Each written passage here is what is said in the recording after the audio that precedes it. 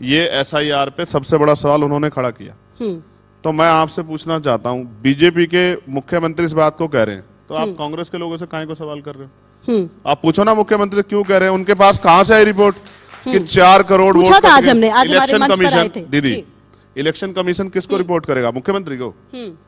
मुख्यमंत्री उनका बोल सकते, फिर इंडिपेंडेंट एजेंसी कैसे हुई? इलेक्शन कमीशन करेगा यहाँ सेंट्रल इलेक्शन कमिश्नर को, तो फिर मुख्यमंत्री को कैसे पता लगा 4 करोड़ वोट कट गया? और वोट कटने वालों के नाम और जाति धर्म आपके पास कैसे आ गया? वो किसको वोट देते, इसका डेटा कहां से आपके पास आ गया? आप कह रहे हैं कि जहां 10,000 से कम अंतर से आ रहे हैं, मेरी नजर है, तो आप वोट कटवाना चाहते हैं। सरकारी एजेंसी, आप देखिए, आप समझिए, लोकल एडमिनिस्ट्रेशन स्टेट के अंडर है, तो वो जो कहेंगे वो करेंगे। अब वो कह रहे हैं कि 20 वोट काट दो बूथ पे, तो वो काट देंगे। तो अगर ऐसा था तो लोकसभा चुनाव में उत्तर प्रदेश में बीजेपी की यह स्थिति क्यों थी? जनता ने दी, मैंने थोड़ा ही की। आप तो ऐसा आप मेरी जेब में है क्या वो? सर, अभी थोड़ी देर पहले जो बात आप कह रहे थे, मैं उसी बात पे कह रही हूँ।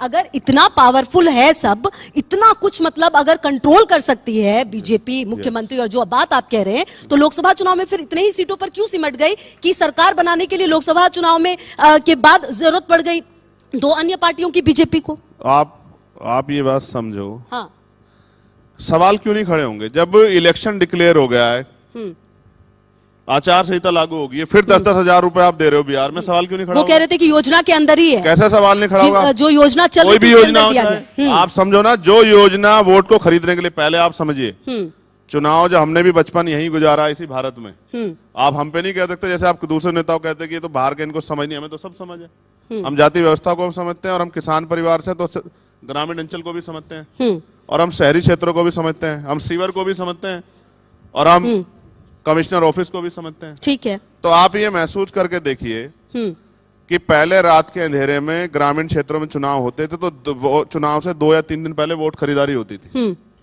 ठेकेदार ढूंढ ढूंढ के कि भाई जो वोट बिकता हमें बता दो।